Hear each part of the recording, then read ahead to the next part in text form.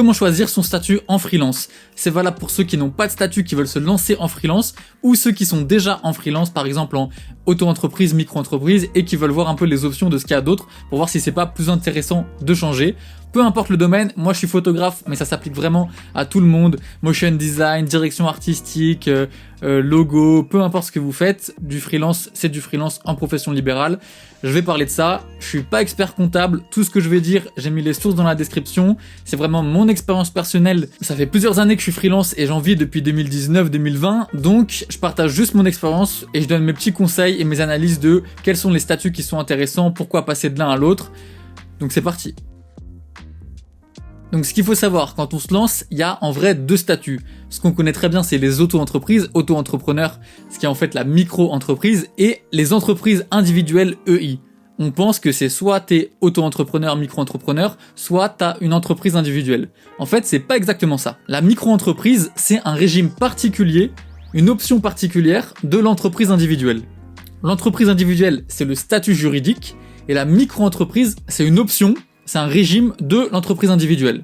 Donc les deux vrais choix, c'est entreprise individuelle au régime simplifié de la micro-entreprise ou entreprise individuelle classique au régime réel. Qu'est-ce qu'il faut savoir en premier? C'est le plafond de 77 700 €. Avec une micro-entreprise, on ne peut pas gagner plus que 7 700 € annuellement. Et en fait, c'est au prorata de l'année. C'est-à-dire que si vous avez commencé le 1er juillet, donc à la moitié de l'année, si vous lancez votre entreprise à la moitié de l'année, vous pouvez gagner que la moitié de 77 700 jusqu'à la fin de l'année. Ensuite, ça recommence à zéro. Vous avez une année pour faire 77 700 €. C'est un régime, du coup, une option de l'entreprise individuelle qui est très simplifiée. T'as pas besoin d'avoir de comptable, t'as pas besoin de calculer vraiment quoi que ce soit. T'as juste besoin de garder une trace des factures que tu fais et que tu émets. Et donc 77 700 €, c'est le plafond de ton chiffre d'affaires. Donc c'est le plafond du nombre de factures, le montant total des factures que tu peux faire sur une année. En échange de cette simplification de calcul, t'as pas besoin de garder tes reçus quand tu vas acheter quoi que ce soit professionnellement. Donc tu ne calcules pas tes frais réels. C'est ce qu'on va voir après, ça c'est l'autre régime du réel. T'es vraiment simplifié, t'as juste à dire combien t'as facturé, combien t'as gagné, et on se charge du reste, on va dire l'État se charge du reste pour l'URSSAF ou pour les impôts. Et eux, ils estiment que tu gardes 66% de ton chiffre d'affaires. Donc tu as un abattement de 34% pour tes impôts. Je vais vous montrer un peu comment ça marche après. Mais voilà, je le place là. Par défaut, en micro-entreprise, t'es aussi exonéré de TVA. C'est-à-dire que t'as pas besoin de facturer la TVA, ni de garder les tickets de caisse de tes achats professionnels pour récupérer la TVA. C'est vraiment, encore une fois, un régime simplifié. Par contre, il y a un plafond, une limite pour cette exonération de TVA, qui n'est pas la même que celle du plafond du chiffre d'affaires total. Le plafond pour la TVA, c'est de 39 100 €. C'est-à-dire que tant que vous facturez moins de 39 100 € à l'année, vous n'avez pas besoin de facturer la TVA.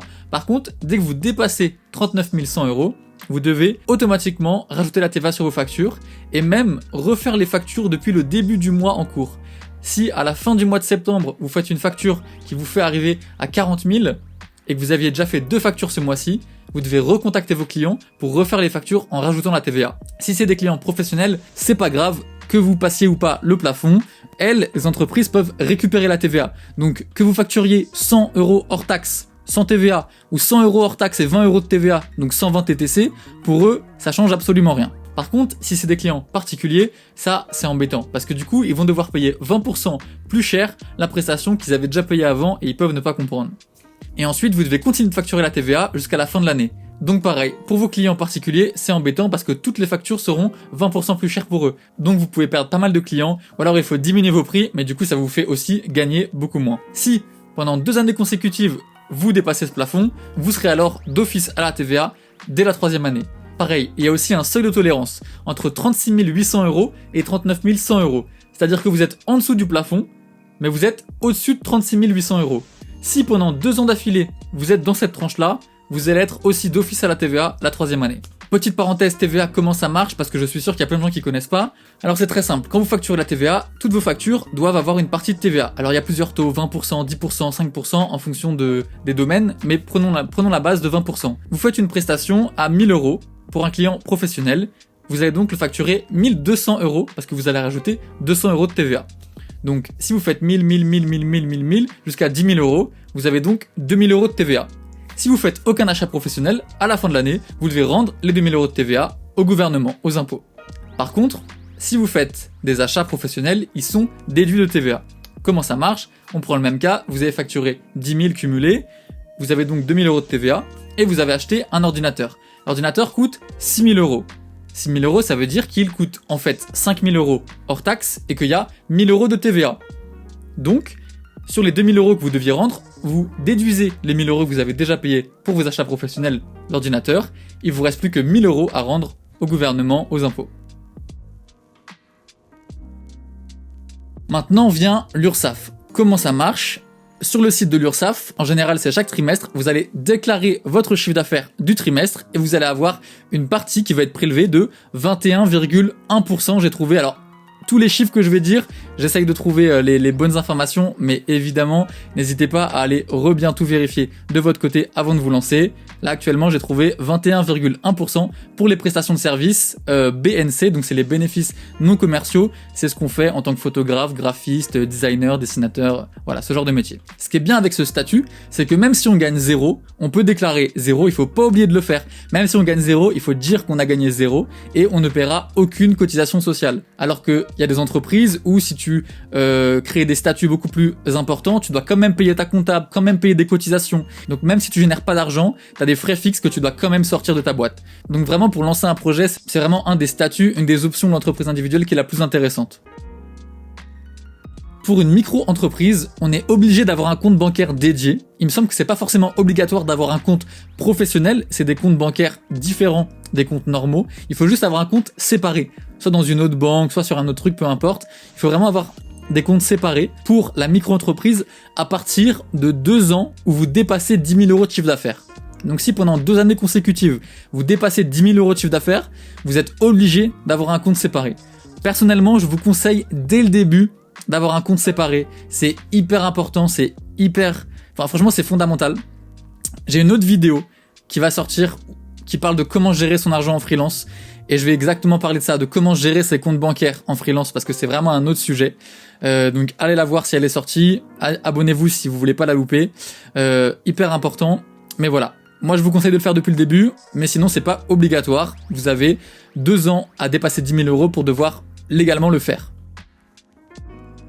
Dernier petit truc cool à savoir, quand vous lancez votre micro-entreprise, vous avez ce qu'on appelle l'ACRE qui est disponible, ACRE. Qu'est-ce que c'est l'ACRE? C'est une aide au développement, au lancement des jeunes entreprises qui diminue les cotisations sociales de 50% la première année. Donc au lieu d'avoir 21,1, ce que je disais tout à l'heure, ou 21,2% de cotisation sociale de l'URSSAF, vous en avez que la moitié, 10,5, 10,6. Donc pour la première année, pour se lancer, c'est super cool. On passe maintenant à la deuxième option, le deuxième régime, c'est-à-dire entreprise individuelle, le régime micro-entrepreneur. Et là, on a aussi le deuxième, c'est le régime réel. C'est ce que moi, je fais actuellement. Je suis passé sur ce régime. J'ai commencé en micro-entreprise et je suis passé au régime du réel. Qu'est-ce que c'est le régime du réel?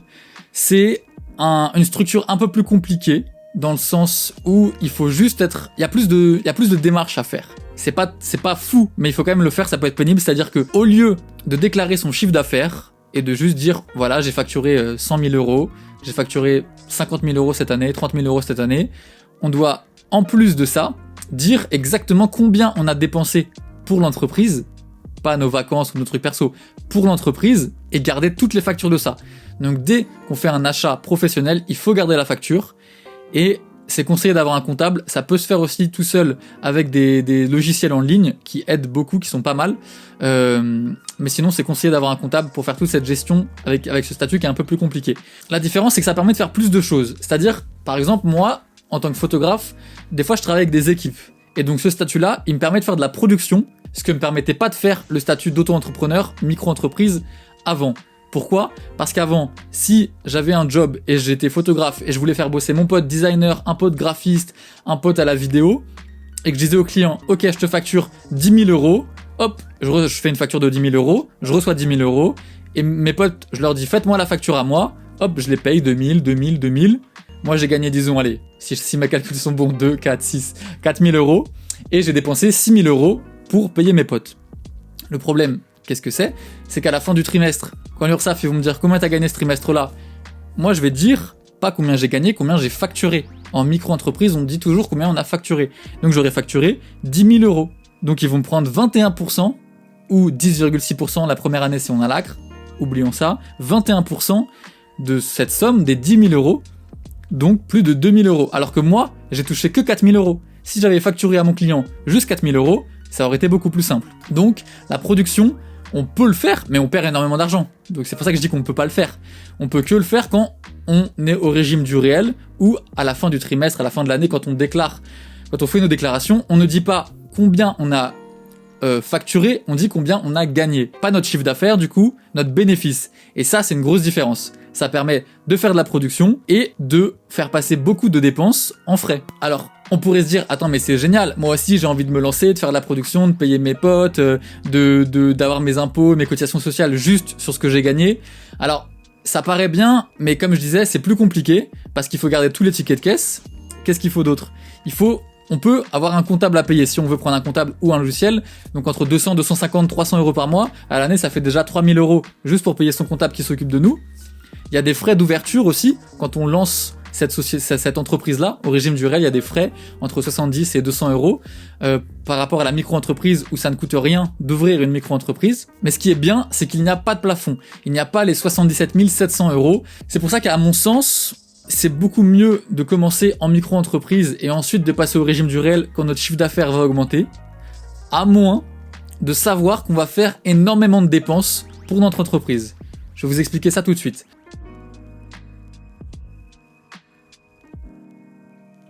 On oublie les plafonds, on oublie les 77 700 euros, on oublie les 39 100 euros de TVA.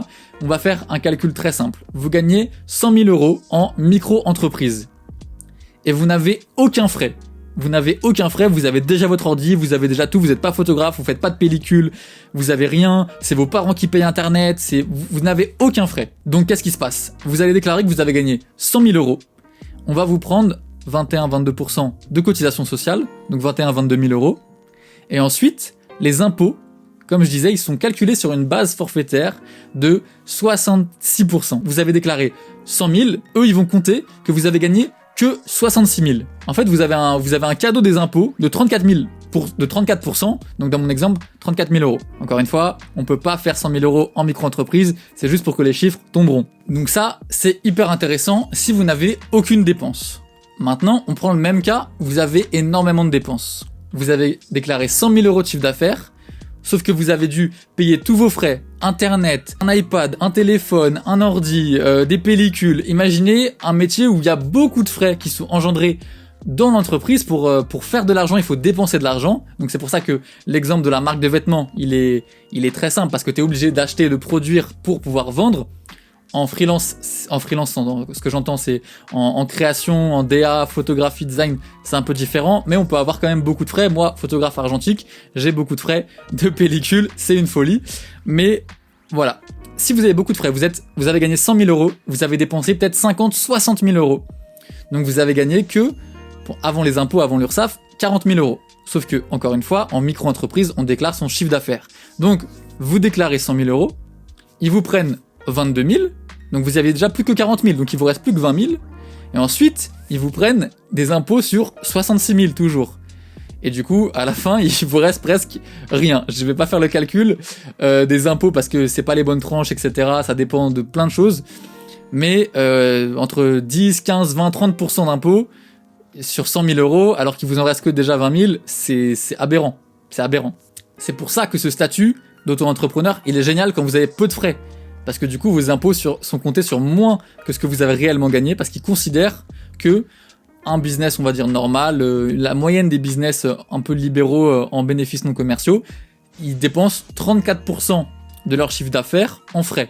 C'est un calcul qu'ils ont fait eux pour nous, et c'est pour ça que ça nous facilite. Il n'y a pas de TVA, il n'y a pas de comptable, tout ça. Juste, ils considèrent en échange que c'est 34% et que ça bouge pas. Si vous avez moins de 34%, c'est hyper intéressant. Si vous comptez pas dépasser, j'allais dire 77 000 euros, on espère tous gagner énormément d'argent, mais réalistement, on peut commencer 1 ou 2 ans avec ce statut, et ça peut être bien. Je vous ai fait quelques calculs pour différents chiffres d'affaires, 20 000, 30 000, 40 000, 50 000 euros par an. Évidemment, à ces chiffres-là, il faut déduire vos frais d'entreprise. Mais au moins, ça peut vous servir de référence. Je vais pas rentrer dans le détail du calcul des impôts, mais vraiment, j'ai pris la base classique, célibataire, bref.